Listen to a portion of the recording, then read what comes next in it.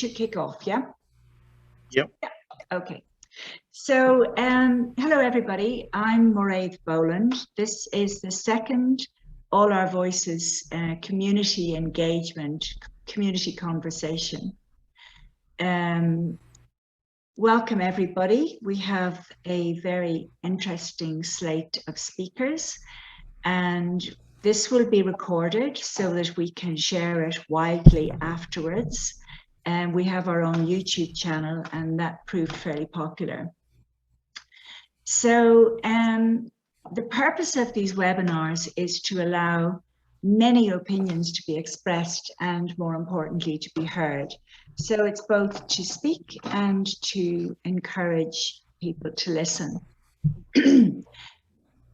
My name is Mairi Boland. I live on Saturna. My co-host is Mary Beth Rondo, who's from Pender, and Dawn Leon, who's Saturna and Maine based, and David Rhea, Maine, will help us manage the webinar, the questions, and hopefully solve any glitches that may occur. And I'm crossing my fingers when I say that. We plan to go straight through all 6 speakers before taking questions. There are several useful functions in Zoom just to draw your attention to a few things. You can rename yourself, ideally to your correct name, and then add your island, if you felt like it, by hovering over your name in the list of participants. The participants list can be seen if you click the button on the bottom of your screen. So if you hover over your name and go to more, it gives you an option to rename. The chat option we'll use just for general comments. Question and answer will be used. If you want to submit specific questions, go ahead. We'll do our best to answer them and to use them during the question and answer session as well. Ideally, everybody who's not actually speaking amongst the panelists should be on mute. And if we come to question and answer, and or you want to answer a question, or you have a specific, problem, you can raise your hand. Again, that's an icon along the bottom of the screen. I think that's about it really from me for the moment. So without further ado, I will hand you over to Mary Beth. Thank you, Mairi, and welcome everybody. To begin with, we would like to acknowledge that this meeting is taking place across the unceded territory of many Coast Salish nations and people. We want to also, there's a petition that we just wanted to make sure everybody knows about. It's a good petition by Jeff Green, who might be attending tonight and may be able to answer any questions if you have for him. Jeff is a retired biologist who splits his time between North Pender and Sydney. The petition was originally for the Trincomalee neighbours, and it was expanded to include all of the trust area. So please consider signing it. I was just looking at it. I think we're up to 200 signatures. And I also pasted the link into the chat. It's already there if you're interested. So without further ado, our first speaker is John Kohig from Saltspring. John has gotten involved in this policy statement amendment, like many of us, and has spoken to the Trust Council at town halls and other venues. And we thought it would be a good way of starting off this session. So over to you, John. Thank you. Can you hear me all right? Yeah. What I wanted to focus on is kind of the layer underneath, the psychology of what's happening to the trust, or what happened to them, how they became sort of micromanaging bureaucrats, you could say, and what we can do about it, how we should do it, and what should be our tone. And the history of Gulf Islands, the psychology which attracted me, because I'm a child of the 60s and 70s, probably many of us online are, and the trustees at least in spirit. I think what attracted us, many of us, is that we wanted to get away from big government, big religion, big politics, big ideology, big police, big everything, away from the man kind of thing. We wanted to do the things that we couldn't do when we were caught up in the treadmill, whatever, learn to paint or sing or dance or write or play music, grow a garden. In other words, we're people, and I'm speaking, I think, for the trustees and their colleagues as well. We're looking for a higher way of life, maybe even seeking, the meaning of life. And that's what's special about the islands. And I believe that really is the spirit why many of us in the trustees came here. A three-dimensional instead of two-dimensional life of conditioning kind of thing, where we're always told what to believe and what we can do and what we can't do. A place, where we can think for ourselves, find ourselves. So the question is, what happened to the trust? And this is not to cast blame, because it's probably happened to all of us as we get older. We fall back into these patterns. But over the years, the trust drifted away from their original mandate, as I see it, and then they began to implement more and more regulations and rules and restrictions and control over what everybody did. And so if we're talking to the trust, and that's the thrust of what I'm saying, is we have to be talking and talking and talking to them and their advisors and to the government. We're sort of saying, what happened to you guys? You became what we came here to get away from. I think it's fair to say that you became big government, you became big bureaucracy, you became big ideology, even with a kind of belief system that humans are no more important than animals and trees and bugs and worms. And I hate to say it, but you even became big police with your bylaw officers, frightening single moms who violated some meaningless bylaw because they have to live with their 80-year-old grandmother in an RV on the side of the road because it's too expensive to find housing here. So this is the point, if I'm addressing the trust, that think about this. You spend enormous amounts of time and energy and money to control things like who can cut a tree on their 50-acre property, or whether some artist should have a business license, or whether someone has an extra shower head in their basement. It's fair to say it's like fussing around labeling the plants in your garden when the house is burning down. But having said all that, it's very easy to criticize, and we're all guilty. None of us can cast the first stone.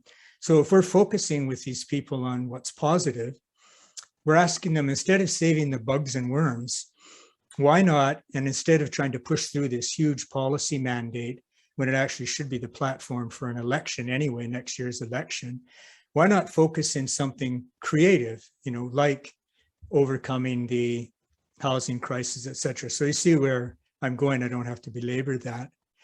But my other main point is, and I found this, and I think everybody has all their lives from bitter experience, and that is that when we're talking to the trustees, and we should be, and other government officials who ostensibly oversee them, we have to come from actually a calmer, kinder, understanding place than even the voice I've just been speaking in, I think, because we're unhappy with what they're doing. But the conversation has to be friend to friend. And the conversation I've had with some trustees, because they're not all radicals, I think most of them they're idealistic, but they're reasonable, balanced people. And so we're asking them, what's the best way to handle the challenges of life on these islands? We all know that if we come from a confrontational place, we won't get anywhere, because then they lose face and ego, and then you just get pushback. And what I have to keep reminding myself when I get indignant is that no one is all good and no one is all bad. So let's find the good in these people. And I'm more talking to myself here. You probably all know this, but let me find the good in these people and start from there. However, there's a big distinction. This doesn't mean that we like what they're doing, because we don't. But politicians, as we know, they're anesthetized to criticism. They don't even hear, because it's just part of being a politician. So if we appeal to their heart, if we appeal to what's good in them and what's sincere in them, even if we have to look hard for it, then suddenly, it's like even with children, it's a completely different conversation. And that different voice is always more successful. So we don't like what they're doing, but we have to realize that they believe this is an enlightened way of doing things. So that's my pitch that we, and again, I'm reminding myself to just approach them in the spirit of, that namaste, the wisdom in me wishes to speak to the wisdom in you. And then we'll have a conversation that's not polluted by emotion and threatened by loss of face. But we have to be endlessly persistent in our gentle way. We have to not stop talking, which I think many of the other speakers will be talking about tonight. And just finally, that one of the reasons we don't want to get into hardness is because we don't want to divide our beautiful community, become like the US, all split down the middle, friends and family split, the left hating the right and all of that. So that's what I wanted to say. There's you've probably all heard of the 8 Beatitudes, and there's one that's supposed to be, blessed are the meek, for they shall inherit the earth. But the correct translation of that from the original language is, blessed are the easygoing, for they shall inherit the earth. Thank you very much.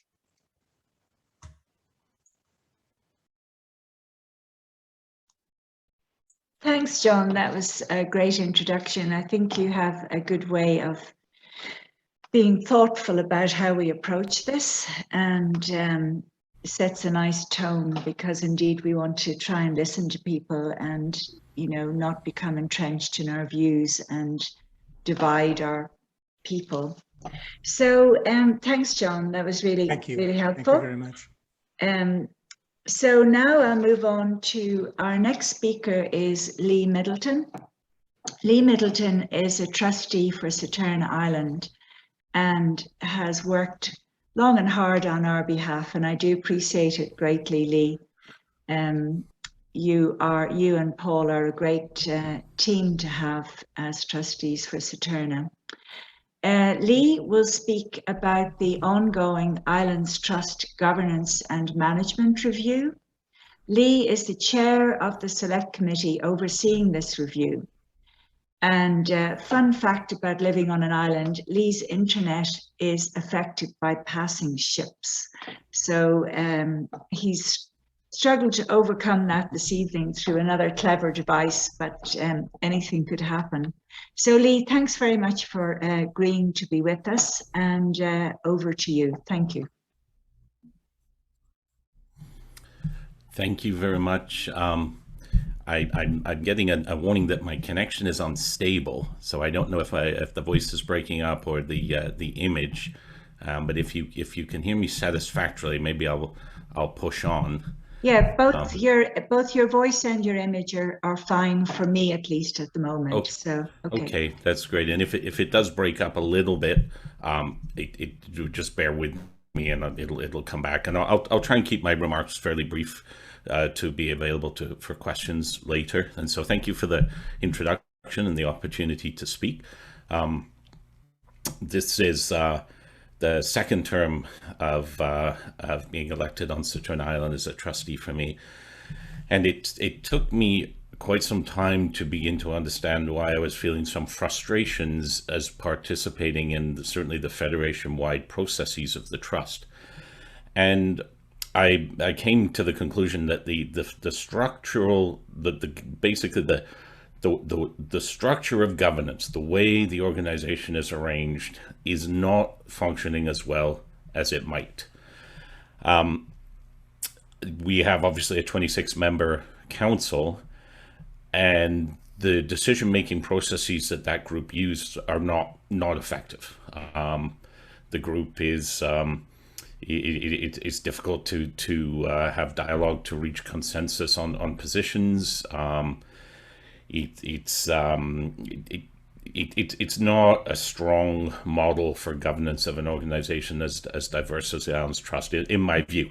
Now, what might be some alternatives and some ways of modifying the way that the trust goes about doing its business at a governance level.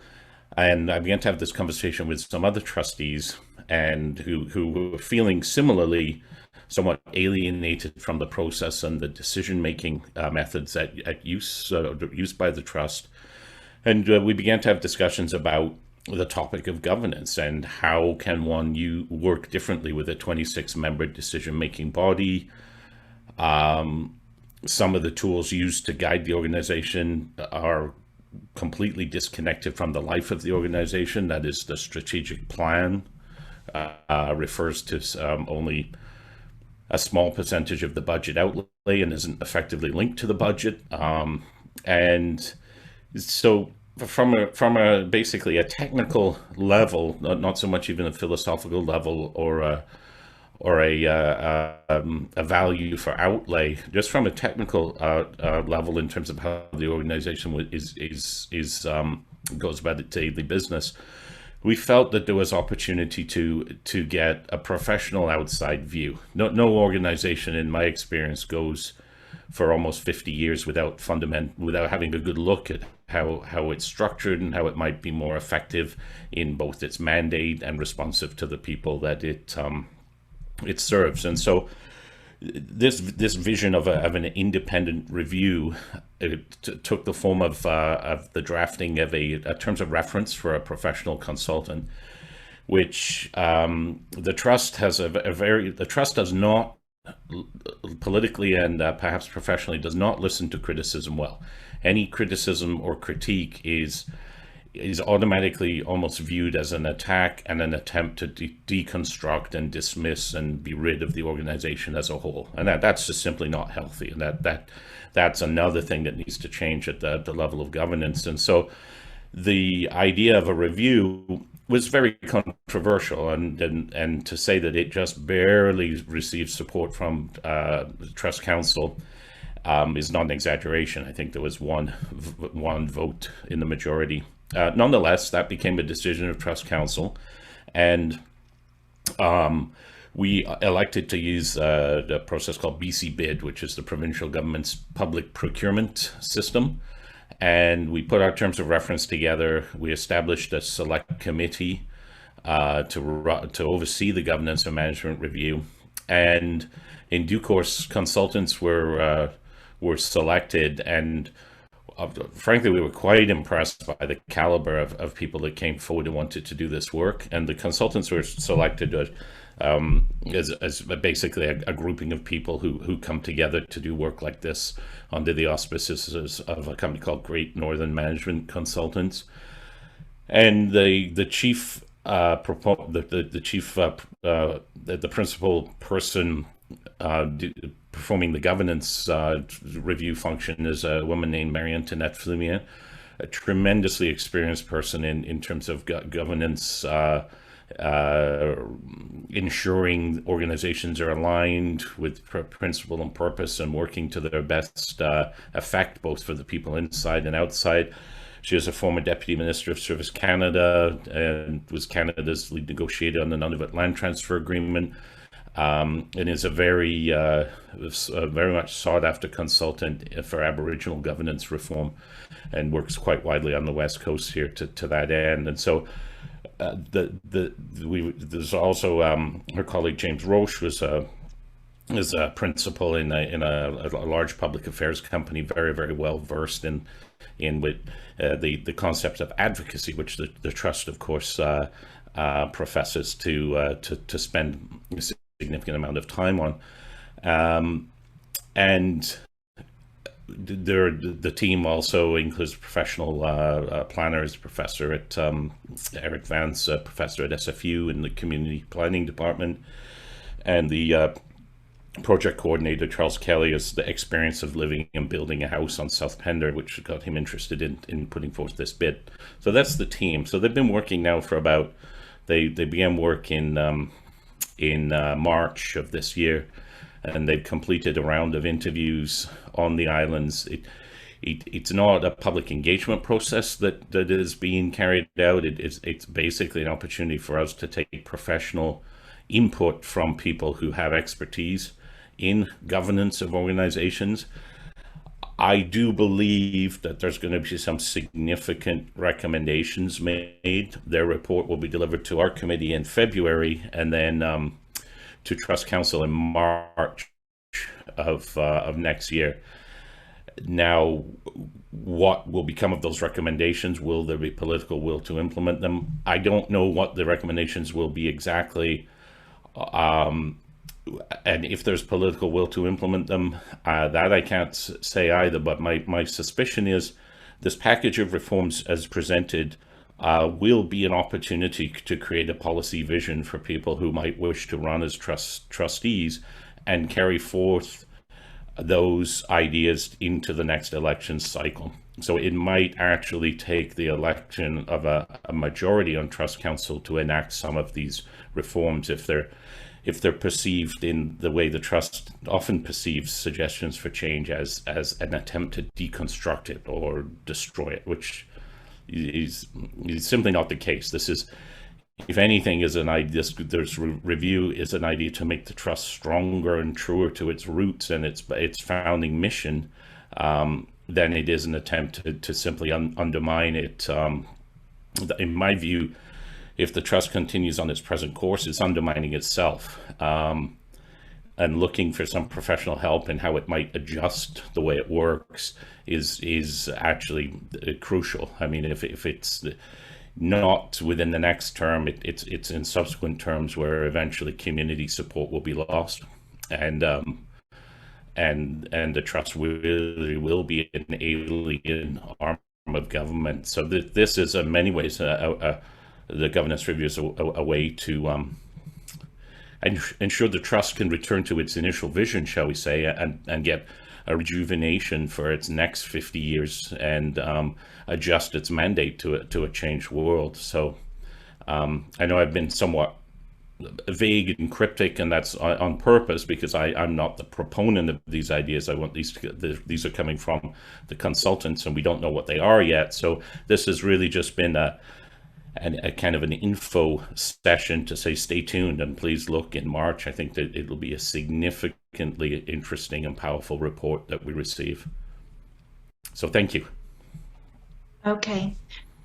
Thanks very much, Lee. And I think we'll definitely, I can think of two questions I have myself. I'm having to zip up and not derail the process. So thanks, Lee, for joining us. And I think indeed it's really helpful to tell people about this because I think people are so overwhelmed with lots of information, but not very specific, that to pick out this nugget, because I know that it took quite a long time to get this train on the track and to keep it on the track. So it's been a long time coming. And I think that you probably played a very key role in that. So thank you. And we'll come back to you with questions. So the next item on the agenda is a letter. Margie Gang lives on Denman Island, and she had an early brush with the island's trust bylaws when changes were made to the bylaws. She wasn't living on the island at the time and was unaware. So she had, at the time, built a small cabin to live in. She eventually got the money together to build a house and discovered that she couldn't build a house because the bylaws had changed in the meantime, and a cottage and a house, or a cabin and a house, was no longer allowed. So this, let's say, compelled her to become a very active observer of Islands Trust matters and to be a very active person on the Advisory Planning Commission on Denman. So she just suggested, I asked her if she would speak, but she asked me instead to read her letter that she sent to Josie Osborne. And so I'll just read her letter. It was sent, during the period in July when the whole policy statement, et cetera, was under review, or had almost reached first reading. So this is from Marjorie Gang on Denman Island. Dear Minister Osborne, as a 50-year full-time and part-time resident of Denman Island, I've watched the Islands Trust grow from a worthy tool to control rampant development in the Trust area to an overpriced, overstaffed, rather self-serving bureaucracy. The Trust is now engaged in a major policy update, its first ever attempt to control most aspects of life on all the Trust Islands with a single bylaw, Bylaw number 183, aka Islands 2050. Many residents of the Trust area feel blindsided by this revision, and there's huge opposition to it for a variety of reasons. These include the lack of meaningful community consultation, the speed with which the Trust seems to be trying to force the bylaw's passage, the centralisation of power that overrides the authority of community-generated official community plans, the huge additional costs, the lack of clarity of provisions intended to address reconciliation, and specific regulations that impinge on the mandates of higher provincial jurisdictions. The Trust is simultaneously engaged in a management and governance review, which is likely to find significant inefficiencies and might conclude with recommendations for a substantial revision of the Trust's governance. It seems reasonable that the passage of such an extreme policy change should be delayed until the governance review is complete and its recommendations implemented. It's been suggested by one of the policy's detractors that the first reading of the bylaw should be postponed until the next trustee election so that prospective candidates could make their opinions of it part of their election platform. This also seems a good plan. The high and escalating cost of the Trust is a particular concern to me. So much of what I see the Trust doing locally seems a waste of public money, and it appears there's little, if any, budget oversight. There are several areas of critical shortage in essential services reflected in the media now. It would be reassuring to hear the Trust announcing cost-cutting measures instead of expensive new initiatives. I hope you'll use your legislative influence to prevent the overly hasty passage of Bylaw number 183 until the residents who have to live with it feel that their views and needs have been considered. Sincerely, Margie Gang, Denman Island.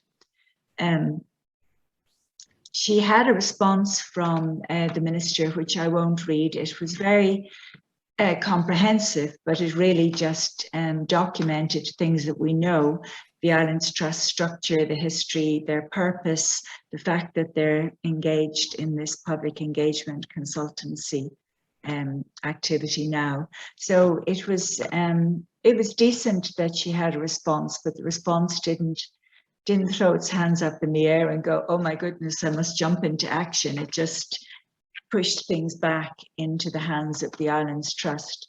However, I'm assured by people in the know that the fact that the minister had to read and respond to it definitely raises a flag. And I suppose what I would encourage is that people do write to the minister on this and other matters.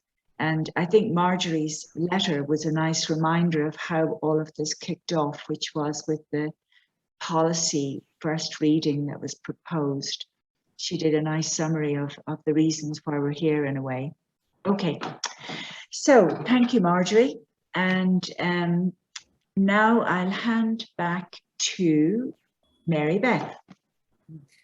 Okay, I should mention, Margie, I believe, is in the an attendee. So if you wanted to send her a question or a chat or anything like that, I think she'd be very happy to engage. And I'll introduce our next speaker is Mairi Wellman. She has had a long career in strategic planning and communications, and specifically on public engagement, and which she will be speaking on tonight. So over to you, Mairi. Thanks very much, Mary Beth. Everybody can hear me okay? Okay. Merit, I think you've got my slides ready. You're muted. Yes, I'm just going to pull it up now. Here we go. And then I'll go to, there we go. Thank you. Good evening, everyone. I'm really happy to be have the opportunity to be here and speak with you all today about public engagement. I'm a full-time resident of Saltspring Island, and I retired from full-time work after a 30-year career in strategic communications and public engagement, about half of which was spent working for local government. The other half was for nonprofits and private industry. I advised senior elected officials and senior staff on communications and engaging with the government, with the public, pardon me. This included leading the strategic communications team at the City of Vancouver and at the District of North Vancouver right before I retired. I'm also a guest faculty member of the Local Government Management Association of BC's Municipal Administration Training Institute, which is operated in partnership with Capilano University, and we provide training to mid and senior level local government employees, and I do a session on public engagement. Next slide, please. So there are lots of reasons why local government may wish to engage with the community. Done well, it can allow community members and decision makers to hear a variety of perspectives. It can manage differences, establish direction for moving forward on complex issues, and it can build understanding regarding the reality of trade-offs. It can foster confidence and trust in local government. It can build better and stronger communities through common understanding and shared aspirations. And it can correct misinformation and address hidden obstacles or unknown or unintended consequences early in the process. But when you look at engagement being done by local government anywhere, trust is the most important component, because without that, no kind of public engagement will succeed. So this slide talks about why a policy is required.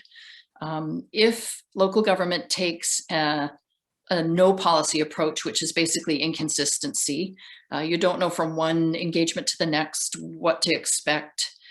There's a lack of standard language and there's unpredictable tactics. That really builds mistrust because it keeps everyone on their back foot and they don't really know what it means or what to expect.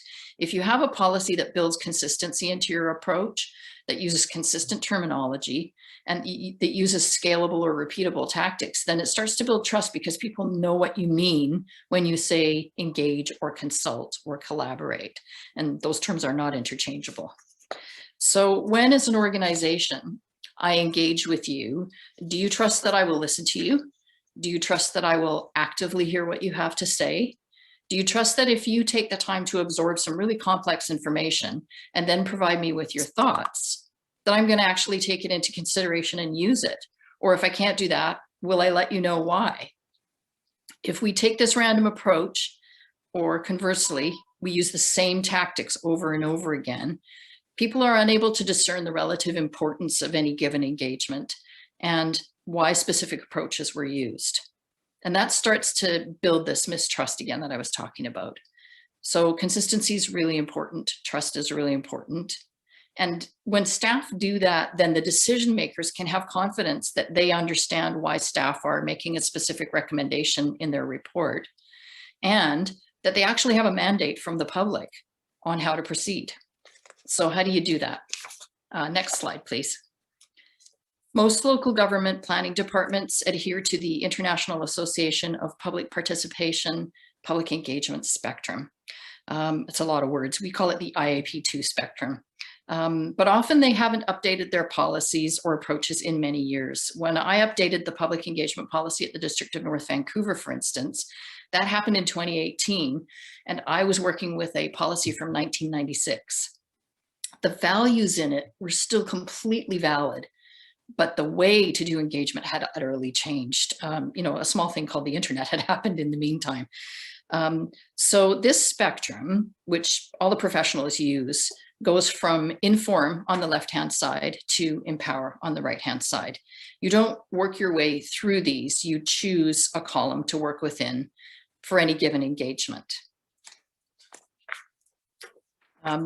It's important to consistently use this specific terminology for the different levels of engagement, because then everyone, the public, staff, the politicians, the media, they all know what each term means, and the public can be clear on what promise is being made to them within every engagement process. It's of critical importance that staff and council do not use the terms engage and consult interchangeably because they do not mean the same thing.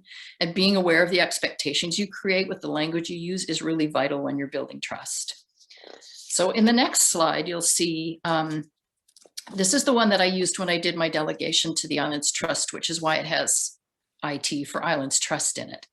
So this is the same spectrum, but what it's got underneath it is the strategy and the promise being made to the public at each level of engagement. Don't expect people to read it right now. We can make it available later, but basically what you'll see is that the promise gets deeper the further to the right you go on the spectrum. It starts with keeping people informed, being sure that you're timely and accurate with your information, easily understood, and goes all the way through to we're going to do what you tell us to do, which is basically an election or a referendum. And there's various stages in between.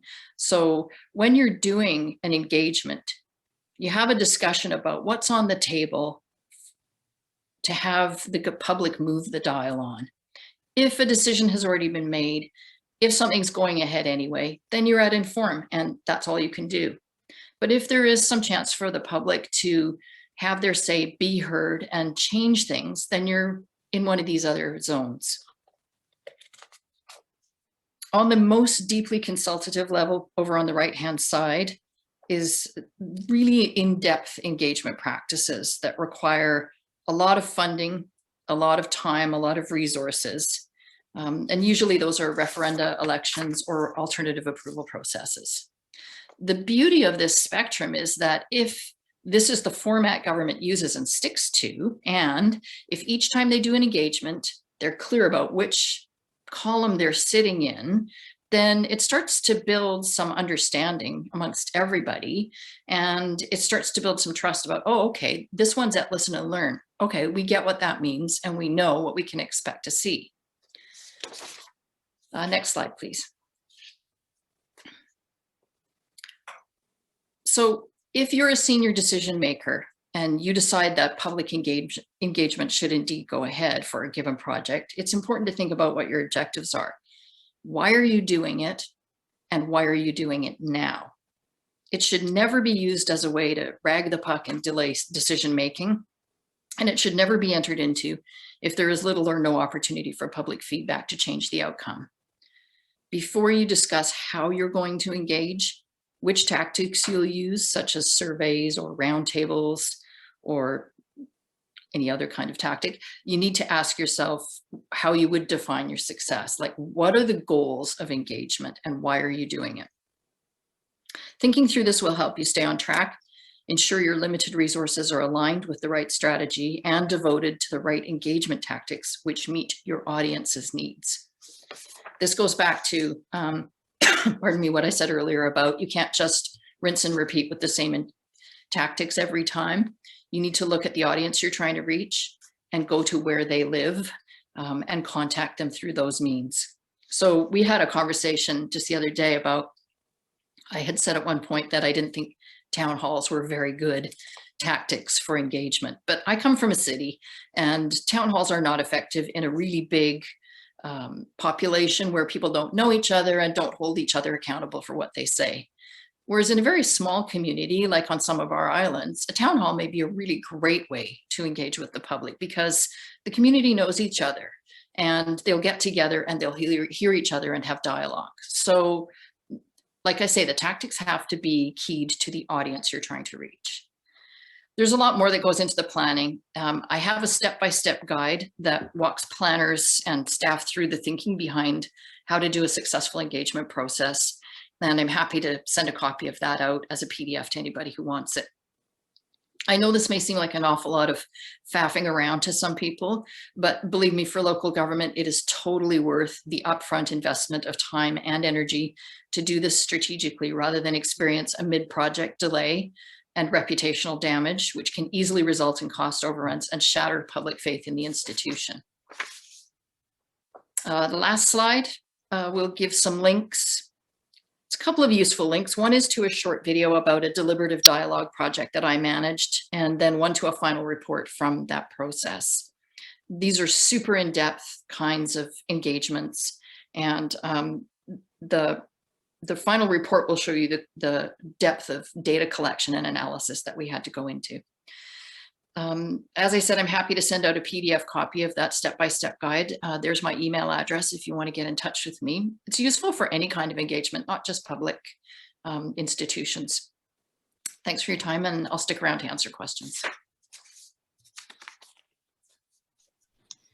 Thank you so much, Marie. I think it's really, really helpful because the bid process now for the consultancy company who will execute the Islands Trust engagement process will be using this standard. So if we, the people who hope to be engaged, understand those practices, it'll really help us to get the best value out of the whole project and the money, our money that is being spent on this project. So I really appreciate it, and I do find it really quite interesting. I imagine you could actually use that kind of standard even in personal negotiations if you were able to kind of tailor it properly. So thanks, Marie. You know where else it really works is managing teenagers. Top tip for the night. Thanks, Marie. Okay, so moving on now. Thank you, Marie, and thanks for agreeing to stay around for questions. So the next person on the speakers list is John Money. I've known John since I came to Saturna Island. The Money family have contributed to many aspects of life on Saturna over the years, not least through John's sterling service as an Islands Trust trustee. John will speak to the trust as it was formulated and reflect on what the trust has become. So over to you, John, and thank you very much for joining us. Thank you. Can you hear me? Good.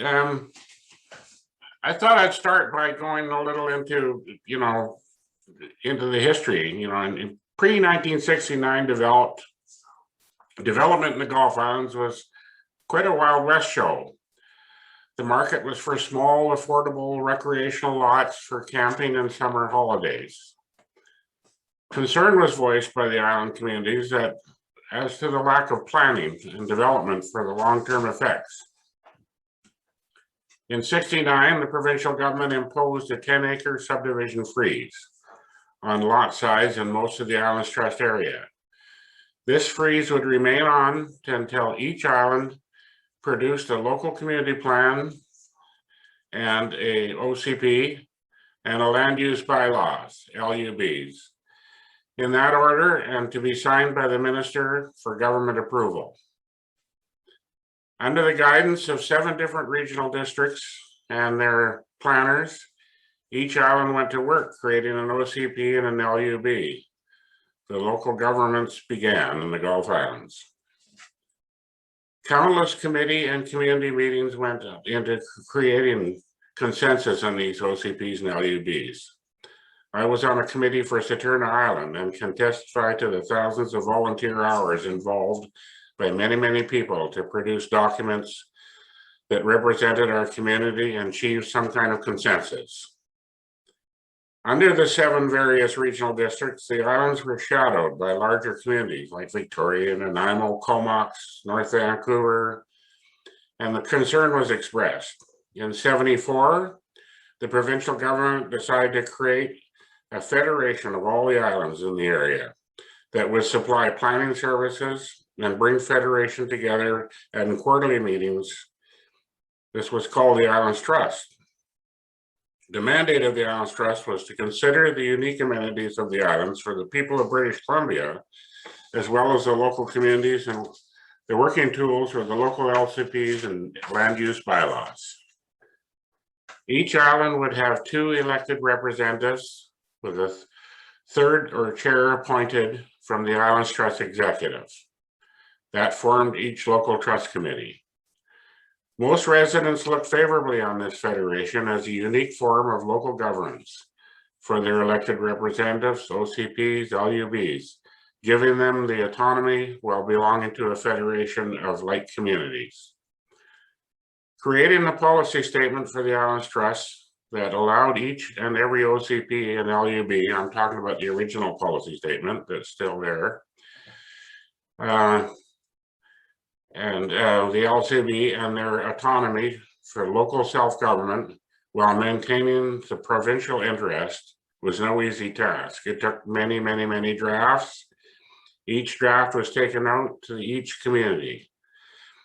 Many rewrites had to be taken to each community to achieve some kind of a consensus.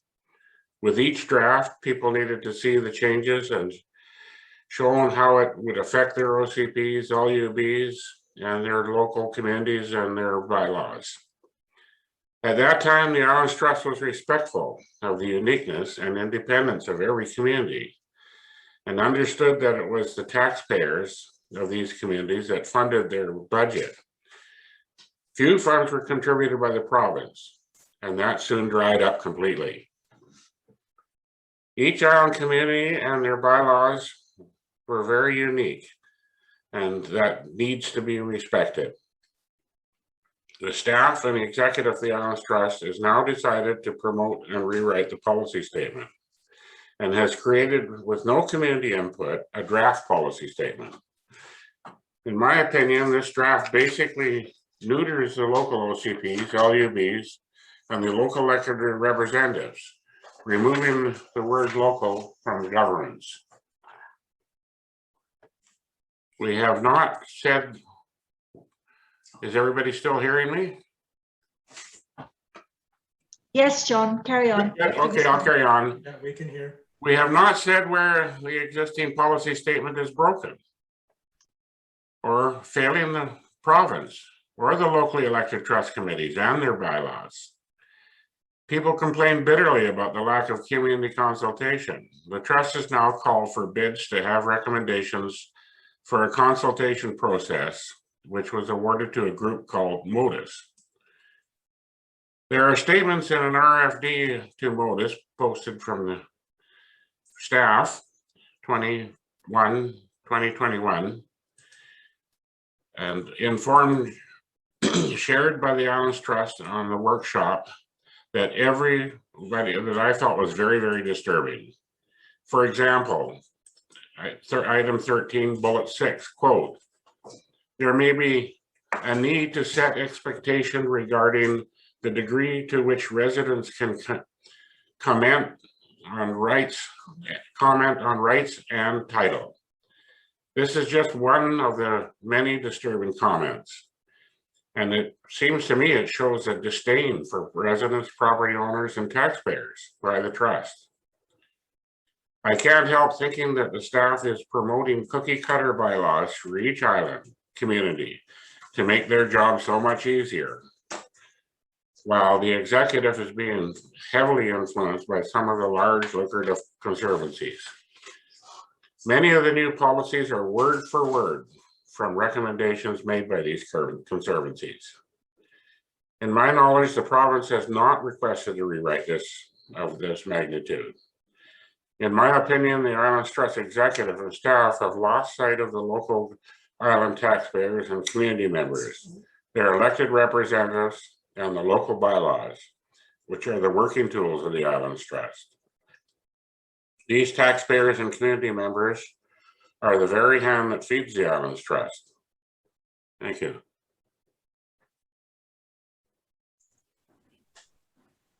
That was great. Thanks very much, John. It's very good to hear the history and the inspiration and how people must have felt at that time, because on the one hand, they were about to be governed, but on the other hand, they were given a very free hand to design that and to come to a consensus among each community. And I think that's what's really gone out the window badly at the moment, is that feeling that you have absolutely no control, no input, your opinion isn't valid. And it's quite a stark comparison. And even, you know, on Saturna, I spoke to somebody who participated in the update during the 90s, and she was ready to get cracking again. She was like, right, let's just all do what we did then. We formed groups, we took topics, we eventually, you know, came to an agreement. Anyway, thank you very much, John, for that. It's really good to hear a reflection on how the trust came into being. I'd just like to add one thing if I could. Pardon? Could I add just one thing? Of course, yeah. And on the previous thing, you know, we were talking about community meetings and such. Well, just about in my experience, and I've chaired a lot of island trusts when I was on the executive, different, you know, local trust committees. And every community, they're small communities, they came out of their community clubs, ratepayers associations, whatever, and they function on community meetings. You know, that's how they do their business. And I think that has to be respected out in those islands if you're going to get any kind of report. Thank you. Yeah, thank you, John. I'm going to pass the baton, whatever, back to Mary Beth. Okay. Okay. We have Pat Carney in the attendees list, and she has said that she's got some summary comments that she would like to make. So after the next speaker, we would like to ask Pat to come in and speak.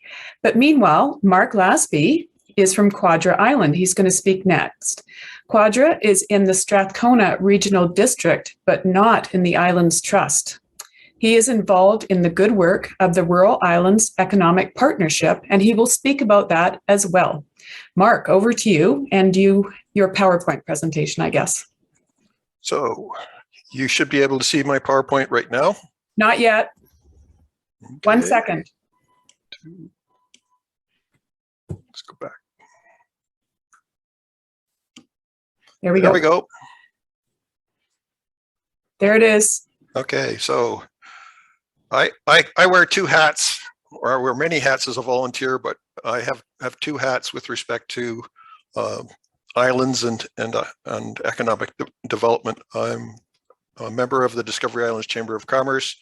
I'm a director for them, as well as being a director for the Rural Islands Economic Partnership. I'm going to spend most of my time tonight talking about land development on Quadra Island, and then we'll finish up with a few minutes talking about Rural Islands Economic Partnership. So, Quadra Island is part of the Strathcona Regional District.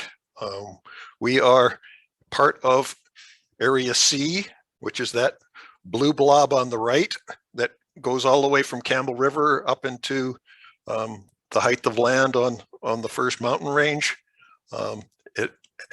Major communities are on Quadra Island, representing about 90+% of the population of Area C. It's not part of Island Trust. To give you an idea of scale, Quadra Island is approximately the same size as Texada. Our full-time population is approximately 2,000 people. In the summertime, it more than doubles that with all of the tourists visiting and the part-time homeowners who come to visit or come to occupy their summer homes. A little bit of history about SRD is Strathcona Regional District was created by carving off a piece of the Comox Valley Regional District when there got to be too many feuds going on between various councillors at Comox Regional District, Comox Valley Regional District, and they petitioned the provincial government to divide them up and basically kicked Strathcona District out the door to go deal with their own problems. So Quadra Island is just north of Texada. One of the other large island in Strathcona Regional District is Cortez Island, which is next door. Most of the population on Quadra Island is in the southern 1/3 of the island. Most of the northern 2/3 is Crown land or parks, and the Crown land is under timber license with a couple of the major timber companies and is being logged in accordance with all of the rules and regulations associated with harvesting timber. So to understand land development on Quadra Island, you have to understand the rules that we work under. John Money talked about OCP coming first and then zoning bylaws. Well, we went the other way around. The zoning bylaw we live with, it was created in 1990 by the Comox Valley Regional District. It has been amended 135 times between 1990 and 2021. Our official community plan came into existence in 2007. It took 3 years of community meetings and is the result of those people who just lasted it out and got their way, while other people just got pissed off with the whole process and said, screw it, we don't want to have anything to do with this anymore. That OCP has been amended 15 times in the last 13 years. The OCP is written in very prescriptive language. It had lots of words telling you what you're not allowed to do and what you must do. For example, in one of the local villages, you're not allowed to have a flat roof building. You must have sloping roofs on your buildings. That cost an extra $250,000 when the Seniors Housing Society went out to try and build a 16-unit apartment building that they bought as a modular building, and they had to come along and spend $250,000 putting a sloping roof on it. I don't think the people that wrote the official community plan back in 2007 really understood the economics of what they're doing. The other thing that they did when they wrote the OCP was they tried to change the land use for some of the areas on the island by changing what you're allowed to do and did not bother changing the zoning bylaw.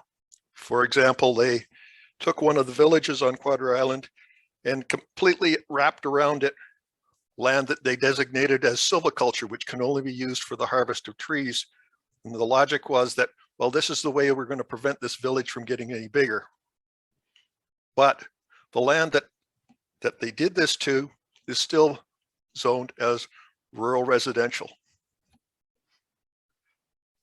When it comes time to have a development on this lovely island, you need to go through the process of amending both the zoning bylaw and the official community plan. And it often brings up a lot of contention about what the OCP was or was not intended to do. So the other interesting thing about Quadra Island is that we have no building permits and we have no building inspection. Strathcona Regional District has made the decision that they don't have the money or staff to carry out this function. We do have what's called a siting bylaw, which is an attempt to have anybody who proposes to develop something on their land submit a drawing to the regional district planners for them to review the zoning and setbacks and ALR requirements. The siting approval bylaw is largely ignored. People are going out and doing whatever they want. The only time that the siting approval bylaw gets drawn into it is when somebody wants to develop a waterfront property or there's a creek running through their property where they get into trouble with setbacks from water's edge and building into creek areas. There is no bylaw enforcement. Bylaw enforcement is done on a complaints made basis. If you think that a bylaw is being violated and you aren't getting along with your neighbor, you phone up Strathcona Regional District Planning Department and they send a planner over to decide whether your complaint is valid or not. And if it's valid, then they start the process of enforcing the bylaw.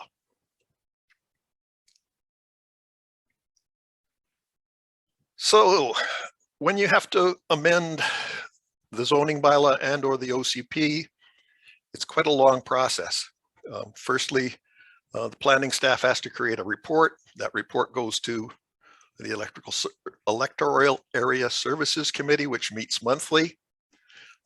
If they decide that it's worthy of consideration and doesn't have to be sent back to fix something, it goes on to having the staff create a bylaw amendment revision wording to be presented to the entire Strathcona Regional District Board, which meets once every 2 weeks.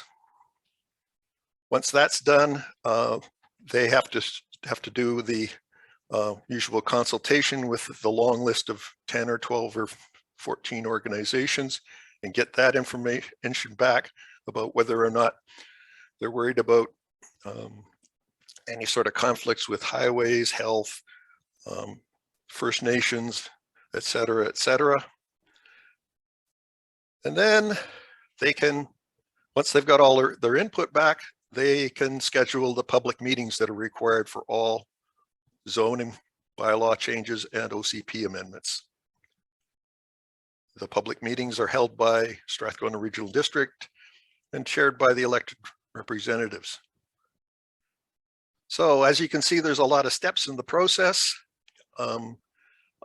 It has never taken less than 6 months to do. We have one particular developer who's been trying to get one of those silviculture areas changed to something that can generate some income for him. And he's been at it for 10 years. We haven't had a single public meeting since the start of COVID. So that's my story about how we do land development on Quadra Island. A couple of brief words about Rural Economic Partnership. There was a forum held on Pender Island in November of 2019. 110 people from 22 rural islands attended, around the spirit of you can't do it alone, and that we wanted to find a way to leverage our collective power for all of the rural islands. So after the forum, we formed a society under the Societies Act, and our reason for being is to bring together rural island-wide social, economic and environmental partnerships that speak for all of the rural islanders. It's trying to develop economic resilience and long-term prosperity without compromising the things that we value so much about being on a rural island. There are 18 or 19 islands that are specifically tagged as REAP islands, and they go all the way from Saturna in the south end to the islands up around Port McNeill and the north end of the island. We just had our second economic forum. We held it virtually October 20th and 21st. The wrap-up session with the conclusions of it will be presented November 30th. We've made a commitment, barring another resurgence of COVID, that we're going to hold the 2022 economic forum in person somewhere. Examples of the things that we do in terms of economic development is, during COVID, we hosted an online gift certificate and donation program for island businesses. We had some 800 businesses, and we generated about $3,500 worth of income for those businesses by facilitating people, the general public, buying gift certificates and making donations. We're in the process of kicking off our Rising Tides Business Services, which is about improving the marketing and online selling capabilities of our member businesses. And as a result of some of the surveys that we conducted during the forum this year, we're getting ready to start some business training webinars early next year. That's the end of my story, and I will stick around to answer questions at the end on either land development or Rural Islands Economic Partnership. Thank you very much, Mark. I don't know if you could unshare your screen. Yep, I'm just pushing perfect. buttons. Yeah, no. Hey, thanks so much. I must say, when I had hoped that we would have some sort of presentation from Shangri-La, where, you know, everything that we wanted was possible. And when you actually started to tell me about it, I had it in my heart to invite you into the Islands Trust, and that we would lobby for Quadra to become one of the Islands Trust islands to save you from yourselves. And I don't know that you were ready for that. And also, thank you for the information about the Rural Islands Economic Partnership. I did attend one of those days, and it was remarkable, the range of people who were there and how energetic it was. And it's similar to this. I think the most amazing thing from, I suppose, the silver lining of coronavirus is the fact that people are connecting and talking across many, many islands in ways that they didn't before. So thank you very much, Mark, for joining us. So moving on, we have a surprise speaker. So Pat Carney, who's a resident of Saturna Island, and who many of you know, of course, was a senator and is, you know, a highly regarded author. And I know Pat because she participated in the setup of the Saturna Heritage Centre and saving the fog alarm building through the Lighthouse Heritage Act, which she and another person drove through. And also, little known fun factoid, she talked about once that she was born in Shanghai. So anyway, without further ado, Pat has joined us tonight and has some things she would like to share. And I'll just promote her now to, I think, oh, somebody has promoted her already. So I will ask her to unmute. Hello, Pat. Yeah, your microphone is on mute and yeah. Okay. Perfect. We can see you and we can hear you. Welcome, Pat. It's very nice to see you. I'm delighted that you dropped in. Well, thank you. I was asked to, as some of you know, I was asked to be part of this panel, but I have some health issues going on and I'm an unreliable participant at the moment. So I'm just glad. So I'm glad that I could join you. Let me quickly say, I want to discuss how I agree with all the very informative points made by the panelists. I'm not going to summarize them because they were so well presented, but I want to share with you my experience of trying to apply some of those principles to the new Island Trust policy statement in preparation of doing, participating in panels like that. And I just want to review some of the real life examples of the problems that I had with this statement, trying to apply the principles we've heard tonight. I agree that it's vital that you have to agree on what it is you're doing, the mandate or the principles. If you can't agree on what you're doing, you spin your wheels. If you agree on A, B, and C, but I can't agree on D, you bracket it, put it aside. Sometimes at the end of the discussion, it is already resolved. Read the policy statement. I can't really understand what it is that they're trying to achieve. A lot of bureaucratic words, and I was an MP and a cabinet minister as well as a senator. Marvelous, obtuse words that I don't understand. But if you can't, I cannot find in the policy statement what it is that we're agreeing to do. One of the things that we are trying to do clearly is to implement at our level, the trust level, the United Nations Declaration on the Rights of Indigenous People, which the BC provincial government has passed into law.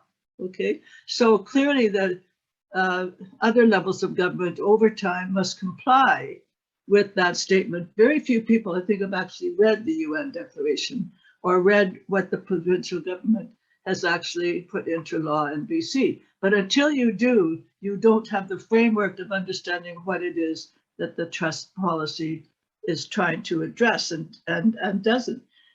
You know, we agree on, I think, as I wrote on the chair of the council, a lot of us would agree on the climate change environment and the reconciliation goals of the trust, but there is no clear idea of how we're going to do that. The point about, in order to do that at our level, we have to engage the senior levels of government. But when because the provincial government adopted the UN principle, Declaration of Indigenous Rights. So when I got in touch with the office of our MLA, Adam Olson, who, as you know, is Indigenous, his office did a complete hands-off. No, that's a matter for the trust. We can't engage in it. Well, there's a disconnect there, which is frustrating because you can't work at the trust level unless the senior government is backing you or sharing data or agreeing with it. So that's the frustration levels. The part on the defining John Money's point, of course, we're a long time, we're worked on many projects together. His point about the autonomy of the official community plans. We worked on Saturna for 10 years to get ours through. I chaired the environment during the process, I chaired the environment committee. And it took 10 years to come up with the plan that's worked pretty well on our island. You know, the values of our island are reflected in that. There is no clear idea in the trust document of what's going to happen to the autonomy of our islands, and that has to be cleared up. But I'll give you, and there has to be a defined, this is the most important to me, there has to be a defined agreement on what it is, what level of consultation we are being asked to do. Is it to inform? Is it to collaborate? Is it to implement? And that is not there. That's vital. If you're asking people to consult or for information or for their time, you have to say what it is that you are going to do with that information. Because if you're just informing them, or if you're just getting feedback from them, or you're asking them to implement it, which planners have done, they have to know that, or you haven't got a plan to engage. But I'll give you an example of the problem with inconsistent data. It was established here that you need very clear information on what to base your information. You have to have very clear information on which to place your decision. So I went to the trust on the question and asked them for clarification on the information about population.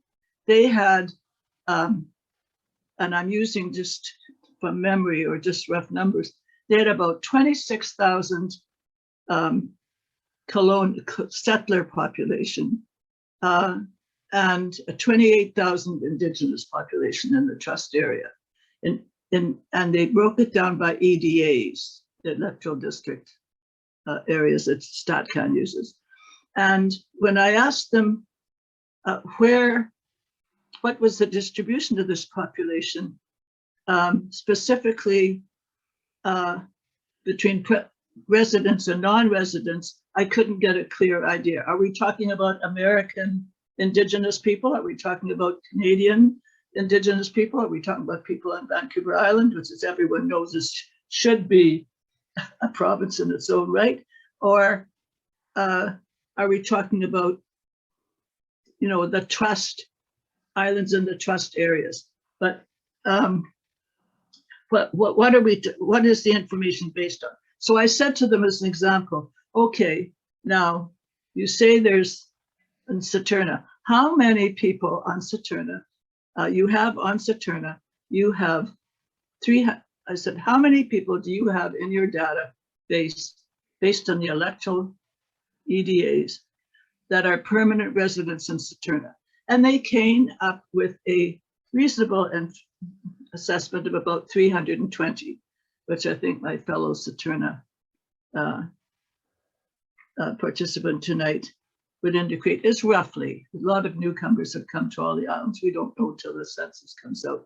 So, okay, we can agree on 320 on Saturna. How many Indigenous people? They say 780. And there aren't 780 people, permanent residents on this island, which speaks to the point of trust. If you can't trust the information that you're dealing with, if you can't trust the trust to be making plans on the basis of valid or consistent information, you just walk away, which is what I effectively had to do. I can't deal or develop an input or develop any policy assessment if you're going to ask me that on this island there are 320 odd settler population permanent and there's 780 Indigenous. So that gives you an example of how hard it is, how impossible it is to deal with the present policy statement because the goals are undefined, the data is inconsistent, and it's unclear whether our autonomy is going to be taken away. So I want to congratulate you all for really superb presentations, simple and short. I'm glad that the Middleton is our trustee, and I hope he sticks around because he's taken the time to understand this issue. And I'm hoping that your public consultation will continue. Thank you. Pat, thank you so much. And it was such a nice surprise to have you drop in. And I hope you'll be able to participate more in future. And I really, really appreciate the time you took to summarize and to give us these good points. It's amazing. And you're getting rave reviews, I have to say, on the chat function. So as usual. So thank you. So now I think we are, Mary Beth, correct me if I'm wrong, we're moving into the question and answer session. Just a quick thing on working groups. Oh, yes, I'm sorry. That's okay. Yeah. So we're at the end of our speakers, and just thank you to everyone. We will get on to questions shortly, but we wanted to talk about the next stages. Mairi, if you can just put my slide up, about the next stages for inputting, so pertinent to what the speakers have spoken about so far, about how this group can help. We need to, we heard feedback from our September forum for a desire to focus the dialogue and to move into action. So this forum group is evolving from open forum into focus groups to support specific topic areas. It's time to get going. And the topics are many. There's docks, desalination, tree protection, policy statement, public engagement, government review, just to name a few, and not to neglect important issues like housing. But the resources in the community are tremendous. As we have seen here tonight, so much of the work on these topics has already been done by one person or another. It's just a matter of organizing now, perhaps. For example, we have offered to host our next forum. What we're looking at is a specific topic, which was requested by tree service contractors. All our islands need those guys. Ben LaFleur was not able to attend tonight, but he was asking questions about how do the tree cutters fit in with the proposed increase in authority over tree protection while still maintaining service to their customers. So how would the daily business be affected, such as extra permit costs to owners, arborists report, extra processing time for permits? That's the detailed side that they wanted to understand before they can comment on the proposed amendment. And then as part of the larger issue on trees, for example, interpreting the science, does every single Douglas fir tree have to be preserved? Another one is, and we have experts in our community that have already answered that. Another issue is fire risk that's been identified, and we have experts for that. So this next forum, what we're looking at is reaching out to the community experts to get them together in a format similar to this. So if you're interested, please contact us, and we'll be working on that next. So that's an example of what each of us can do. We can gather, contact, discuss your interest areas with others, and form into groups with common interest. From what I can see, it will be helpful if the groups had a contact person. And then we thought about the Facebook forum could evolve maybe into sort of a newsletter. I mean, it can still be the same, but these groups could post a summary of their findings in an easy to understand format, because oftentimes it's a link that has some massive amount of reading that you just can't get to. Not everyone can get to, but some people do understand it. So if you are working in a group and you've come to a consensus on what something means, then please post the summary, and then let us know, the rest of the group, what we can do as an action item, like letter writing, and provide talking points like any letter writing type activity, if that's what you think is the right thing to do. So lastly, there is another dimension to the working groups, which is the phase 3 public engagement, which several speakers have spoken about tonight. So the RFP is out. The public input is due in February and March of next year. And in my slide, the last 3 points in blue, the first point, these are quotes from the RFP. They must gather resident and stakeholder input on key policy statement topics. So there is a need to prepare for this in the spring, and the working groups can be ready to have the best impact on this public engagement. Some may think that our impact or our input will not make a difference, but the last 2 points, again in blue up there, talk about how they must report back transparently what they heard from the community, what they heard from us, what we know we said, must be turned into a report, and it must inform the coming or further amendments to the draft new policy statement. What that means is, after the spring, there will be revisions to the policy statement, hopefully with having listened to the people, all the inputs, the good inputs that we've had. So if that doesn't work, the last statement at the bottom is the election is in October.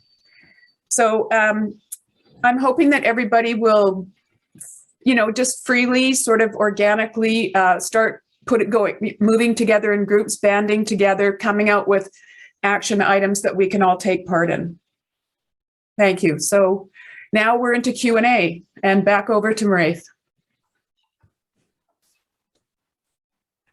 You're muted. Unmute, yeah, okay. Thanks so much, Mary Beth, for that summary. Again, yes, if you have ideas, if you have a topic, if you have a group of people who want to speak to each other across multiple islands, let us know and we'll try and make an arrangement to help you. The next one indeed is the tree cutting. Well, tree cutting is the wrong word, tree regulation. And Megan from the private forest landowners is in the chat area, and I've just said to her it would be really helpful if they joined this proposed webinar that we're trying to pull together. So info for all our voices at gmail.com, that's a good way to get in touch with us. So now we move to the question and answer session. We've had a few question and answers posed and answered. Thank you very much. And I think you can all see those questions and those answers. So moving now to the attendees, if you raise your hand or ask for, if you don't have it, oh yes, okay. So John Corbin, I'm just going to allow you to talk, so go ahead and ask your question, Don Corbin.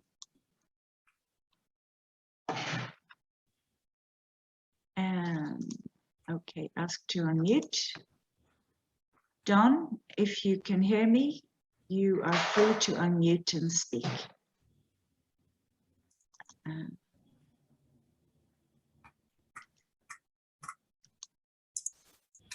Are you there, Don?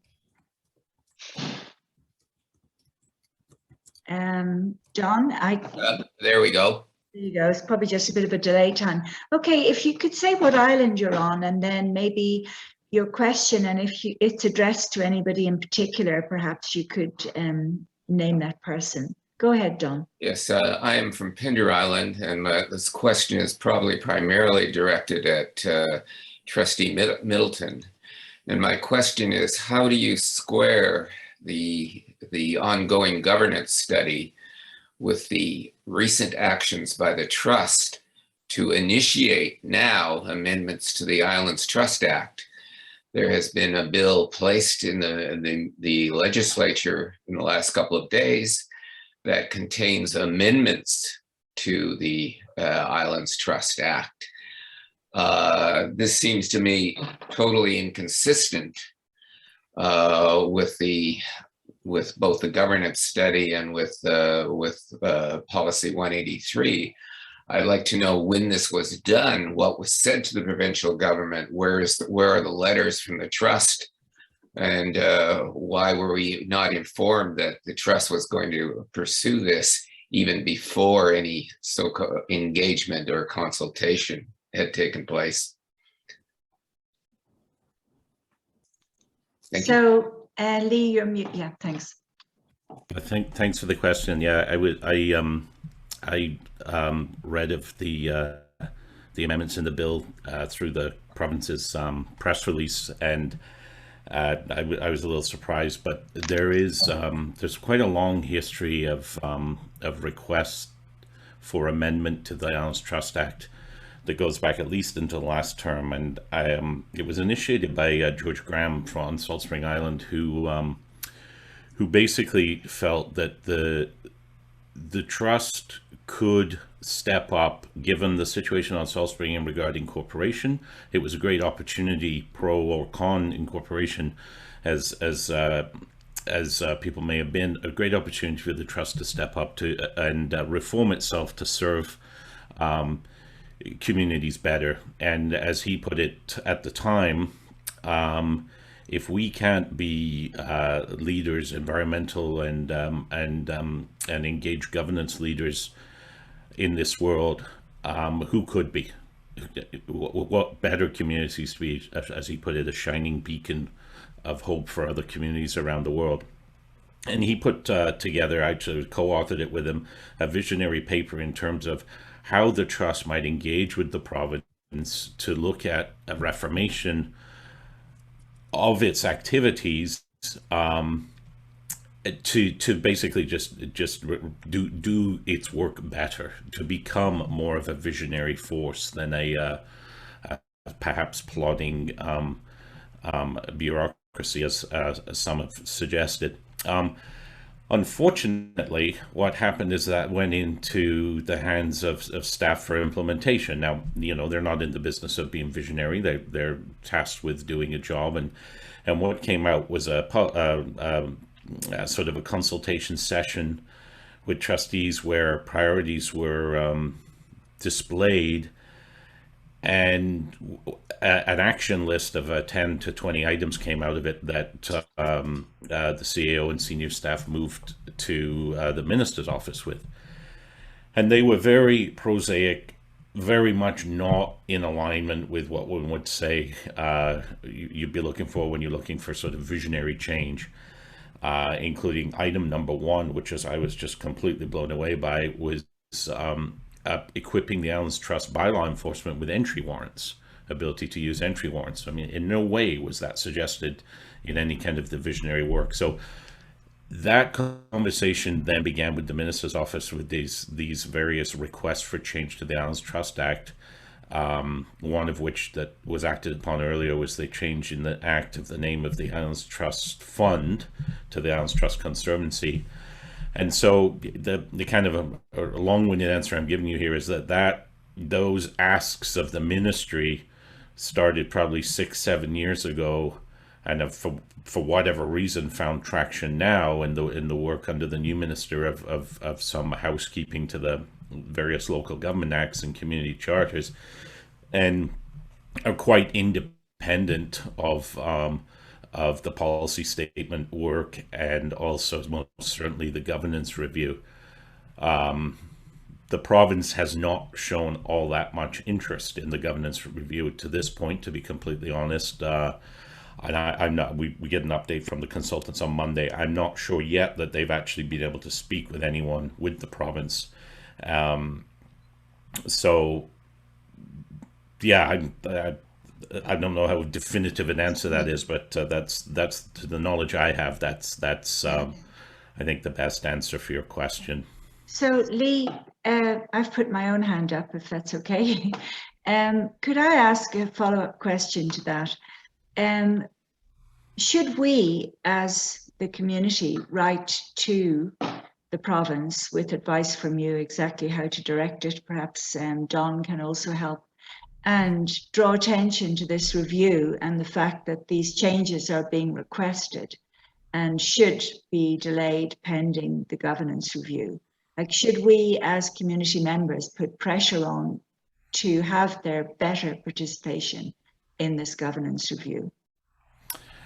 I think that would be useful, certainly. I mean, we're fairly close now to the conclusions whereby we're actually able to speak. We will be able to, I mean, I apologize, I'm sounding quite sort of vague about the whole governance review, and that's just of necessity. I don't want to suggest conclusions that by rights will be coming from the consultants in a couple of months.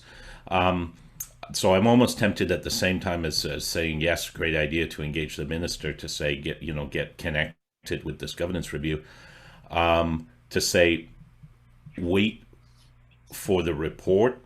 The report, I think, will be, knowing the consultants, will be powerful and actionable, and we'll be able to speak in detail about specific requests and recommendations at that point. Okay. Thanks very much. Mairi Wellman has her hand up, so go Mairi, and then we'll come back to Don, who has his hand up again. Quick question for Lee. Am I correct in understanding that the report will come from the consultants and then some request will be made of the province at some point for changes? Like the Islands Trust can't change its own governance model, right? It has to then decide what it wants and go to the province and ask for that. Again, obviously there may be some things that the report recommends that will require adjustments to the Act. We ask that they actually focus initially and as exhaustively as possible on things that the trust can itself do. So the way the Islands Trust Council is constituted is almost 100% within, outside of certain legal parameters, but there's almost 100% flexibility in how that Trust Council works.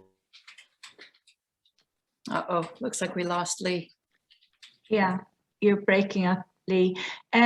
Let's move on to Don, although what maybe... What committees are, how from public, of the civil service. Okay, Lee, you're coming in and out, sorry. Lee, try turning off your video, and you might get a better connection if you just switch off your video. Try talking again. Yeah, so I'm not sure at what point. We lost you at the trust has almost 100% flexibility in organizing its own something or other. Yeah, so basically what I was speaking to there is in organizing its own and internal affairs, as in how does Trust Council function? What are the committees of Trust Council? How does the reporting relationship work between council and senior staff? What are the mechanisms it uses to guide and direct senior staff? All of these are the trust can itself control. And these are sort of the low-hanging fruit from a governance reform perspective, because in many ways these are just simply quite simply broken right now.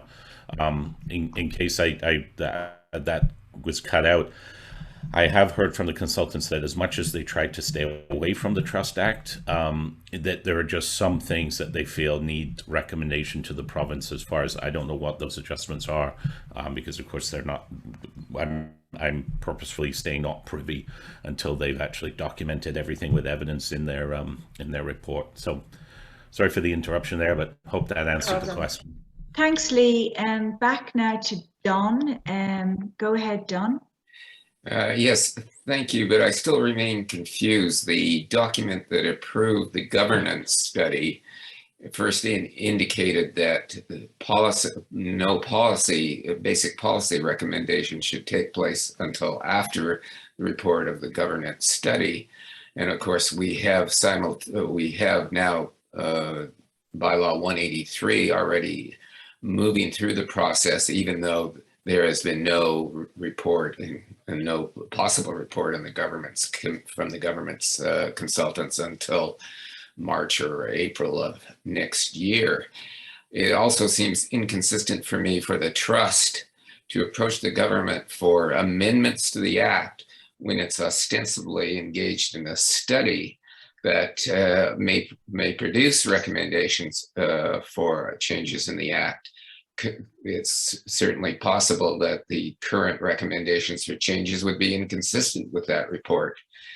And so to my mind, quite frankly, I see this whole procedure by the trust as gaslighting the community. It's simply fraudulent. I would point out that some people have suggested that the policy statement 183 is inconsistent with the Act. The trust has rejected that interpretation. Yet when you look at these proposed amendments, it's pretty clear the trust thinks that it's on weak grounds for many of the things they're proposing in the policy statement. The whole thing is totally unacceptable. Thank you. Thanks very much, Don. And I don't know if you're a member of the Facebook group, but the Ireland's Trust Policy Discussions Facebook group, but it would be really helpful if you posted your opinion there, and if you have suggestions about how people could proceed and who they should write to, etc. I think that would be really helpful. Yeah, thank you. Okay, well, are there any other questions out there? Lee Middleton has his hand up. Okay, go, yes. Lee. Yeah, thanks. No, just in response to Don there, the short answer to his question is yes, it's completely incompatible and makes very little sense. And I think is an illustration of how there is no real strategic vision guiding the trust that achieves consensus. The governance report is perhaps seen in its most benign light as a necessary evil. I don't think there is a great deal of appetite or enthusiasm for what it might say in terms of, oh goody, let's get on with adjusting ourselves and changing direction. I think there is an inertia at the trust level that has carried on with the policy statement review, even though the world within which the policy statement review was initially conceived was very different 6 years ago than now. And there's no strategic thinking around what about the requests to. Oh, you've just dropped. Sorry, Lee. It's kind of tantalizing. You get to a critical stage in a sentence and then you go silent. So, yeah, we'll have to leave it with Lee for the moment, and I'll go over to Mary Beth. For adjustments to the Act, governance review might have some another failure of governance at the trust level. Another failure? What was the earlier failure? Lee, you just cut out. You came in right at the very end. Could you just go rewind about 30 seconds? Sure, yeah. I would say that the fact that there's no strategic tie-in between the governance review and the policy statement review, and perhaps the request to the province for change, even though I know that that's been in the works for quite a few years, is an example Oh, you're gone. Okay, well, that's helpful. Yeah. I'm just going to jump in quickly because Lee will come back, but it was my understanding that it was the recommendation of the governance review that the policy statement should wait for the governance alignment review. Between the generals of the big inertial projects it does and it out. I'm going to type this to Lee so he knows that he's cutting in and out. Okay. Anyway, Mairi, you've heard that, that right? Can you answer that? I think instead of asking Lee. Answer what? Well, Sorry. well, I understood that the governance review recommended that that the policy statement should wait for the governance review to finish before they do the policy statement amendment, because they would have a. I don't know that for Don't sure. know? I Okay. can't quite remember. But what we can do is ask Lee to answer by email. By and chat. and distribute By it. chat. Or by chat or through the question. And yeah, by chat. So Lee, if you're able to continue your conversation by chat, and if not, we'll pick it up from you later, that we just ask you about it's Don's question, the inconsistency between the governance review, the pursuit of the policy amendment, and the requests for changes to the Act, all happening at the same time. You know, it's not just the left hand and the right hand, but it's like three separate hands. So if you could answer that, that would be helpful. Okay, so Pat Carney has her hand up. Pat, go ahead. I'm asking, yes, go ahead, Pat. Going back, okay, I'm back on. Going back to this issue of the goal of the public consultation process, like is it to inform, or is it to implement, or is it to collaborate? Do we know yet, or when will we know what the goal of the public consultation project is? I mean, before everyone spends all their time and effort on working groups and coming up with ideas, when will we know what it is that the goal of the consultation progress is? I'm going to ask Marie to try and answer that big question. Go, Marie. If I was doing it, I would expect that to be defined in the plan that the soon-to-be hired consultant will be delivering.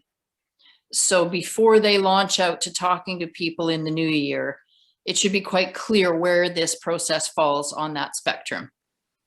Okay, but how do we know we could have input into it?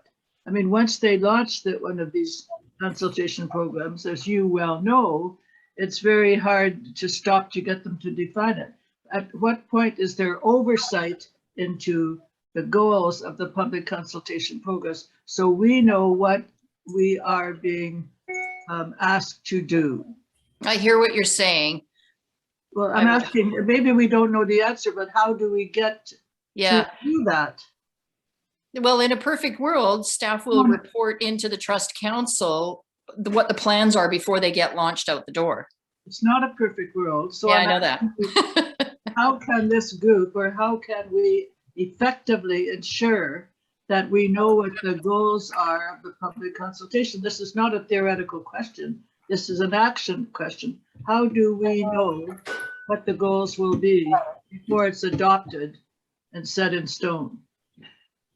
I think we have to ask the trustees. Okay. They're the ones who are accountable on this. Okay. Probably you are the best person to frame the question. Can you write all the trustees and ask them for it, to do it? Oh, yeah, absolutely. Is there agreement to have her do that? That would be fantastic, yeah. Because as Pat said, you would frame the question best. Yeah, I'll make sure there's no gaps. Yeah. Great. Well, thanks. Action items are being okay, Pat, it's good to have you on board. Somebody to dispense action items is always useful. Everybody else is going to bow out quickly before they're named. Okay, thank you so much. Okay, Don Corbin, your hand is up again, or yeah, go ahead, Yes. Don. To this last point, there's already a consultant's report on what they should be doing in the engagement process on the site. They engaged a consultant which wrote a report to tell them what they should be doing regarding the engagement. So before you formulate your questions, I would suggest you read that report, which was $20,000 and I don't know, 50 odd pages. I have read it. Yeah. Yeah. The Yeah. Modus one, yeah. Yeah. And does anybody know, just out of curiosity, can Modus bid for that contract as well? I'm just curious. Absolutely. Okay. Interesting. Okay. So, okay, well, we don't seem to have more questions right now, I think. Let me just check. Hold on, sorry. Pat, you have your hand up again. Go, Pat. And then John. Yeah. Yes, you need to unmute, Pat. Actually, I was just swallowing some of my supper. I got back from Sydney today, so I'm running a bit late. No, there's a lot of questions, but I think you have done an excellent job. I think you've raised all the points. I hope someone has recorded the points you've raised and can circulate it back to us so we can get a clear idea of summarize what everybody said. If anyone can do that and circulate that so that there is a working document for the working groups to start from. That would be a start from there. No, I think this is going to be a big task, but if we don't have input into the formulation stage, we won't have any, we'll have no input. And I should just add to it, when I talk about the inconsistent data and the trust saying there's 785 or 780 Indigenous permanent residents of Saturna, I can identify about 6. So that's a pretty big credibility gap. If they wanted to include it in non-permanent residents, that would have been a better fit. But to ask people to base plans on something that they perceive to be inaccurate is extremely dangerous. So establishing the authenticity of this process is vital if we are going to involve the people who live here and want to keep living here. Thank you. Thank you so much, Pat. John, over to you now. You'll need to unmute. Yeah, I don't know if Lee's still listening, but on the governance thing, it seems to me that, you're talking about, changing the governance and doing changes within the Islands Trust, which is our form of local government, all the islands. And they say, well, it'll go to the minister and everything. And what I'm wondering, is there going to be some block of time in there where these recommendations will go to the communities and see if that's what they want with their local government? If you can hear me, yes, my expectation is that the consultants will recommend that there will need to be an engagement period with communities once the report lands. My feeling is only from communities' interest and pressure will reforms actually happen. So I think that's probably going to be a crucial step. But of course, that's going to have to be a decision of Trust Council. And there's definite division of opinion on matters such as this. Yeah.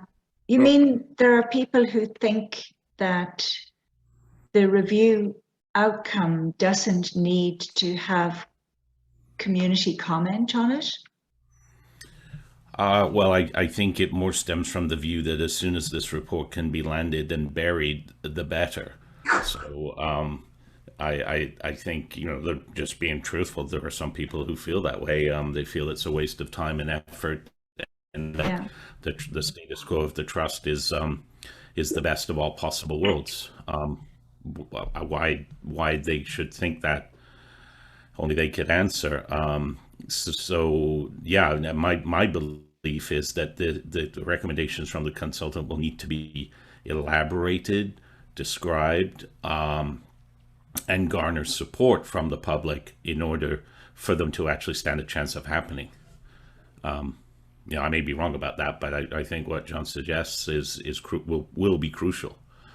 But will council, shall we say, fund, quote unquote, or engage the next phase of consultation or engagement as part of the governance review? It's a difficult question to answer. So Lee, I have a question, which is, if we lay out a timeline for the Islands Trust between now and the elections, there are a number of huge milestones. There's the public engagement process around the policy update. The fact that the policy update, they're trying to absorb feedback from the tens of organizations that they sent it to. And then on top of that, you have the review. The outcome of the review will come at more or less the same time as theoretically the public engagement draws to a close. And right now they've just kicked off the budget review cycle, and that's going to be, there are going to be a few bumps in the road with that, I think, because, the kickoff draft budget is an increase of 12%. So I don't see how they can get anything, over the goalposts or over the line before the election begins. And at another meeting, you spoke about that you believed that the trust needed to move into what you called an electoral organization. Could you elaborate on that? The idea that you had of this electoral organization and, going to an election in a different way. Yeah, I mean, people have different views about how the trust should work and interact with the lives of islanders. That's natural. There's no good mechanism to allow those differences to work at the trust council level.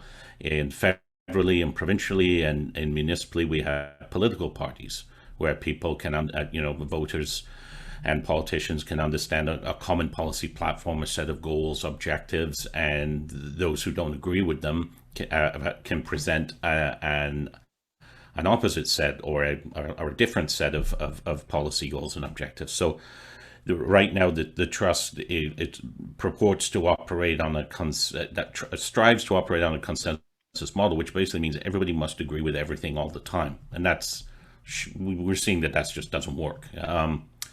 So my view is that the majority, obviously, is like any political body, the majority is key in order to have cohesive action and to be able to have a direction, a strategy. I mean, as Don Corbin pointed out, the organization, through his example, is not operating with any kind of cohesive policy direction at this time.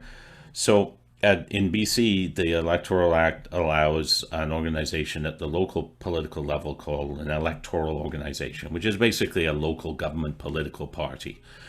And voters have not been well served, I think, in the Gulf Islands because being elected as a trustee is partly a voluntary position, and trustees sort of have to learn on the job and learn as they go, and perhaps can be open to, shall we call it, structural manipulation to keep the status quo.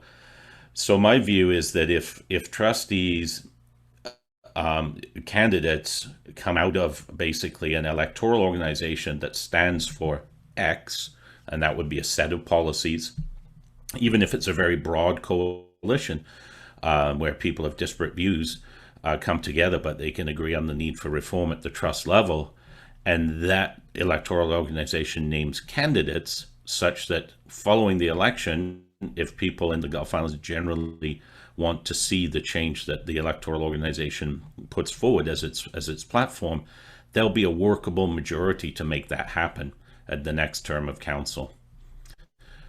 otherwise there's just sort of scattered chaos in terms of trying to piece together consensus and a common direction right now. So that's where I'm coming from when I recommend, I think we'd be very well served as citizens of the trust area by electoral organizations. There can be more than one. People can find their home in whatever stripe of electoral organization comes to be. Thanks, Lee. That was really interesting. I think we have one last question from somebody whose name is 151 Parminter. So 151 Parminter, if you could unmute yourself and ask your question, go ahead. And perhaps you'd give us your real name and what island you're associated with before you speak. Thank you, or in your introduction. Thank you. I can't hear you at all. You're way too quiet. I don't know if you can speak closer to a microphone. Yeah, I think so. Yeah. Just sorry, we were not trying to hide our identities. I just am not very familiar with Zoom and probably didn't pay attention to the name it was set up. So it's a question from Jim Allen. Jim, please. Yeah. Sure. Can you hear me on that microphone? We don't have a phone. Can you hear me? Jim? Yes, can you hear me? We can't hear you. Where's the microphone? Do you want to type your question in the question and answers, or we can't hear you at all? We could hear first voice. Yeah, can you hear me now? Yep, perfect. Go ahead. Okay, boy, you really have to get face to face with the computer screen. Yeah, so it's Jim Allen, Saltspring. I thought that was a great point that Pat brought up. And so I've got a question, and the point being the one on trust and mistrust and what seems to be the numbers of Indigenous folks that live on the islands. I looked at that initially back in July with the draft policy, and I went, where do they get these numbers? They're just so out of whack. I mean, Penalacoot, probably the most densest island, doesn't have, well, it may have a few hundred. So I couldn't get those numbers to work. So I'd like to ask Don, assuming that he was involved with being a trustee, must be involved somehow in seeing how that kind of thing develops in that draft policy document. How does, Don, how does that, Lee, is it? Sorry. Lee is the trustee, yeah. Yeah, excuse me. Okay. Yeah, right, that is.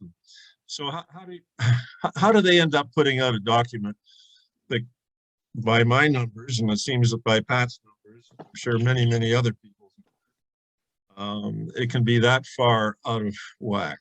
How does that happen? Okay, I Lee, think, are you still with us?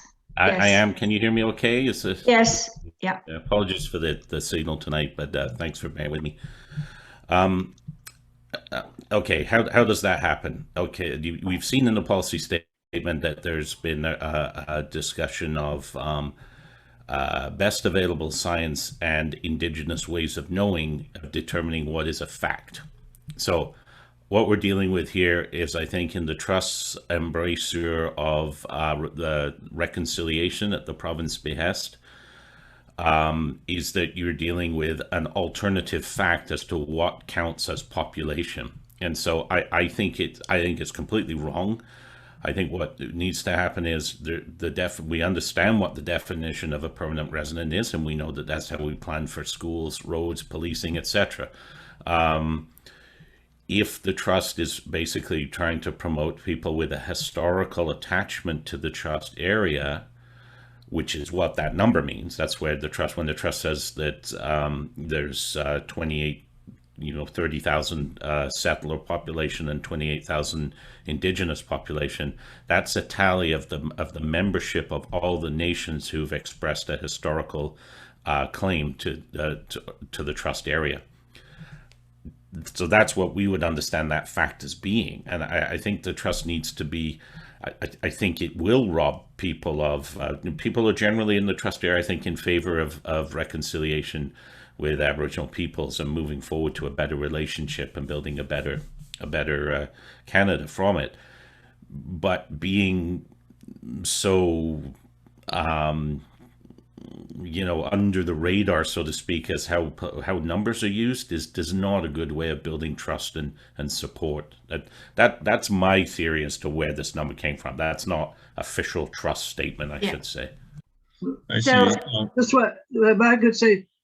As I said, I would have no problem if they put that explanation in the non-permanent residence. But by insisting that it is in the permanent residence, they undermine the trust. And that's the problem. That's the issue, Lee. So, of course, I agree with what you said, but we cannot have apples and oranges. If you're planning something, we've got to insist on having consistent data. If you wanted, if they want to add, if the Indigenous ways of knowing is that way, fine. It's non-permanent, and so that's what we have to do. And maybe it's a colonial construct, but that's how we develop our planning right now in the Gulf Islands. So, yeah, thank you. I won't interfere again. Not interference. Thanks for a great contribution. John Money, did you want to say something? You looked like you were shifting around there. I was going to stick my. Yeah, I guess I'm gone. She muted. You have to raise your hand again. Sorry, 151 Parliament. Jim Allen, are you finished or did you want to speak again? I was asking. We can't hear you. Yes, can you hear me now? Yeah, perfect. Okay, no, I was asking Lee that question, and thanks for the answer, and I guess outlining how you think they came to that number. And maybe it was in somewhere that I didn't read the way they've constructed those numbers. And following up with Pat's comment on non-permanent versus permanent. But if I was to stick my neck out, would it be a far-reaching supposition to think that, and I'm not including you in this, Lee, but would it be too far-reaching to assume that because everybody, there's such great numbers of people that support reconciliation, that possibly the First Nations people could have been used in this draft policy, suggesting that they had been well consulted with, which I think we've heard on many calls and documentation that most of them feel they weren't consulted. Would it be too far-reaching to suppose that they had been used as a tool? I'm sorry to be so cynical, but as a tool that I guess if people didn't, to make people feel that if they didn't go along with this draft so they could rush it through like they were trying to do in July, that basically that's the same thing as not agreeing with reconciliation, because look at all the people that we've consulted with, and there's so many of them live here. There's as many of them that live here as settlers that live here. Is that being too cynical? I don't know whether you're being too cynical, but I doubt if anybody is going to answer you clearly in that it's a kind of a rhetorical question, I think. But yeah, it does sometimes feel like certain big questions are put out there, and if you question, as even Pat did, the numbers, you are deemed to be against some of the big issues that generally speaking people are in favor of. So it is a culture of discouraging any kind of challenging or questioning, basically, I think. Yes, it does. I have a comment on that, Jim, and that is that what you're saying is right. They're wrapping themselves in the blanket of reconciliation, not only to sort of sanctify themselves, but also to make people hesitant to go against the whole thing, meaning that then they'd be perceived as going against Indigenous rights. But I think there's another part to it, and that is that if every time anyone wants to go to the toilet, they have to have a consultation and a permit from 12 or 13 nations, it seemed to me it's a very cunning way of having a sort of permanent filibuster just built into the whole process. It'll just make it even more difficult to get anything done. That was what occurred to me. Yeah. So John Money, you had your hand up. Go ahead, John.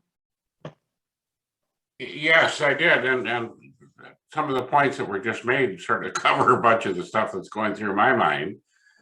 And I think that, you know, everybody understands that consultation and this has to be done with First Nations and reconciliation and all of that. And I think that they've done, in this policy statement, they've done First Nations actually a terrible disfavor in the fact that they've slipped a bunch of other very controversial stuff in with it, you know, such as no desalination, no wharves, no tree cutting permits, and no thought to the economies of the Gulf Islands or anything else. And that's really those kind of things slipped in are going to totally spoil the whole reconciliation part of it. And so I don't think, you know, fine, go ahead with reconciliation, but leave the other stuff out for now. Thank you. Yeah, thanks, John.